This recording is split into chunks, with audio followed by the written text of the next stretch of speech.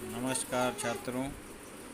आज हम गणित के तीसरे पाठ मसावी और लसावी के संबंध में जानकारी प्राप्त करेंगे। इसके पहले हमने तुम्हें सबसे छोटी अभाज्य संख्या, मूल संख्या और सम संख्या, विषम संख्या, सह अभाज्य संख्या, इन संख्याओं के बारे में हमने तुम्हें बताया था। आज हम तुम्हें संख्याओं के गुणनखंड कैसे करेंगे, संख्याओं के गुणनखंड कैसे किए जाते हैं उसकी जानकारी पहले देंगे। दी गई संख्या को उसके अभाज्य गुणनखंड के गुणनफल के रूप में लिखना ही उस संख्या के अभाज्य गुणनखंड ज्ञात करना है। जैसे यहाँ देखो संख्या दी है 63, 45 और 20। अब हम 63 के दो भाग करेंगे, 7 और 9। 7 और 9 का जब गुणा करते हैं तो 7 9 63 होता है। तो 7 एक अभाज्य संख्या है। अगली कड़ी में 7 को वहाँ लिख लेंगे। अब 9 बचा है जो कि भाज्य संख्या है, इसके अभाज्य संख्या प्राप्त करेंगे। तो 3 और 3 का गुणा करेंगे, 3 तियाँ 9। यहाँ पर जो हमको संख्याएं प्राप्त हुई हैं वो अभाज्य संख्याएं हैं। 7 गुणे 3 गुणे 3, तो ये हो गया उसका गुणनखंड, अभाज्य गुणनखंड हो गया 63 से। उसी प्रकार से 45 देखो, 45 के दो गुणनखंड करो, 5 गुणे 9, 5 9 45। 5 क्या है? एक अभाज्य संख्या है और 9 भाज्य संख्या है। 9 का करेंगे गुणनखंड, 3 तियाँ 9। अभी हमको यहाँ पे 45 का मिल गया, 5 गुणे 3 गुणे 3, तो 5 तियाँ 15, 15 तियाँ 45। ये 45 के अभाज्य गुणनखंड हुआ। ये 20 का देखते हैं। 20 के दो भाग करते हैं, 2 गुणे 10 यानी 2 दहा में 20। 2 एक अभाज्य संख्या है। 10 को दो भाग में करेंगे, 2 गुणे 5 और 20 का इस प्रकार मिल गया, 2 गुणे 5 यानी 2 दूनी 4 पचे 20। इसी प्रकार से हम 17 के अभाज्य गुणनखंड ज्ञात करेंगे। तो सबसे इस तरह से 117 में किस संख्या से भाग जाएगी वो हम पहले देखेंगे। 3 से भाग देने पर 117 में 3 से भाग देने पर 39 आता है, और इसमें फिर 3 से भाग देंगे तो कितना आता है? 13। तो और अंत में 1 आता है। तो 117 का अभाज्य गुणनखंड हो गया 3 गुणे 3 गुणे 13। 3 गुणे 3 गुणे 13 बराबर गुणा करने पर होता है 117। फिर उसी तरह से हम 250 के अभाज्य गुणनखंड ज्ञात करेंगे।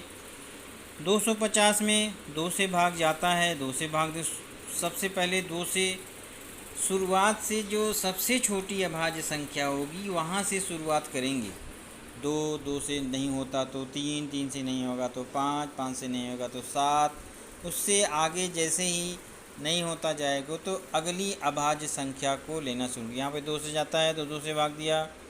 अब इसमें 2 से भाग नहीं जाएगा 125 में, तो 5 से भाग देंगे। फिर 25 आया, 25 में भी 5 से भाग जाएगा। फिर 5 में जब अंत में 1 आ जाए तो समझें कि ये हमारा गुणनखंड, अभाज्य गुणनखंड की प्रक्रिया पूरी हो चुकी है। अब यहाँ पर उसको गुणनखंड के रूप में लिखेंगे। जो हमको यहाँ अभाज्य संख्याएं मिली हैं, इन्हीं सभी संख्याओं को गुणनखंड के रूप में यहाँ लिखा गया है। 2 गुणे 5 गुणे 5 गुणे 5 यहाँ भी है, 2 गुणे 5 गुणे 5 गुणे 5। इस तरह से 250 का अभाज्य गुणनखंड हमको प्राप्त हुआ। यही विधि है यहाँ पे। ऐसे भी कर सकते हैं। ये ऊर्ध्वाधर विधि है और ये क्षैतिज विधि है। क्षैतिज विधि कैसे किया? 40 में 10 में 4 का गुणा किया, 10 चौक 40। अब 4 का दो भाग, 4 के अगर दो भाग करते हैं तो 2 दूनी 4, और 5 के दो भाग करते हैं तो 5 दूनी 10। ये क्षैतिज विधि है, ये ऊर्ध्वाधर विधि है। तुम्हें जो विधि आसान लगे उस विधि का उपयोग करके इस प्रश्न संग्रह 11 में जितने प्रश्न दिए, इन विधियों का उपयोग करके ऊर्ध्वाधर विधि और क्षैतिज विधि, इन विधियों का उपयोग करके प्रश्न संग्रह 11 में कुल 10 प्रश्न दिए गए हैं, 10 उप प्रश्न दिए गए। इन प्रश्नों को हल करना है, यानी इन संख्याओं के अभाज्य गुणनखंड ज्ञात करना है। जो हमने यहाँ बताया ये अभाज्य गुणनखंड है इस तरह से। अब हम देखेंगे महत्तम सामान्य विभाजक, यानी मसावी, ग्रेटेस्ट कॉमन डिवाइज़र, GCD। हमने गुणनखंड करने की जो हमने पद्धतियाँ सीखी, ये अब हमें 2 संख्याएं दी गई हैं 24 और 32 का मसावी ज्ञात करना है। मसावी यानी महत्तम सामान्य विभाजक ज्ञात करना है। 24 का हम गुणनखंड करेंगे। 24 में 2 से भाग दिया 12, 12 में 2 से भाग दिया 6, 6 में 2 से भाग दिया 3, 3 में 3 से भाग दिया 1। तो ये हो गया 24 का गुणनखंड हो गया ये सभी संख्याएं। इसको यहाँ पे इस प्रकार से लिख लेंगे, 24 का गुणनखंड 2 गुणे 2 गुणे 2 गुणे 3। अभी 32 का गुणनखंड उसी प्रकार से 2 से भाग दिया 32 में 16 आया, 16 में 2 से भाग दिया 8, 8 में 2 से भाग दिया 4, 4 में 2 से भाग दिया 2, 2 में 2 से भाग दिया 1 आया। ये हो गया 32 का अभाज्य गुणनखंड। इसको यहाँ पे इस प्रकार लिख लिया। अब इसको देखेंगे, इसके गुणनखंड में और 32 के गुणनखंड में देखेंगे कि ऐसी कौन सी संख्या है जो दोनों में आई हुई है। 2 1 2 3 बार आया है और यहाँ भी 2 1 2 3, यहाँ तो 5 बार आया है, लेकिन दोनों में कितनी बार आया है। एक बार यहाँ निशान लगा लिया, एक बार ये 2 इसमें भी है, ये इसमें भी है, ये इसमें भी 2 है, इसमें भी 2 है, इसमें भी 2। तो कितनी बार हो गया 1 2 3, 3 बार 2 सामान्य रूप से दोनों संख्याओं के अभाज्य गुणनखंड में आया हुआ है 24 और 32 के। तो इन्हीं संख्याओं का इन्हीं जो 2 आया है 3 बार, उसको हम एक जगह लिख लेंगे, 2 गुणे 2 गुणे 2। तो 2 दूनी 4 और 4 दूनी 8। ये हो गया 24 और 32 का मसावी।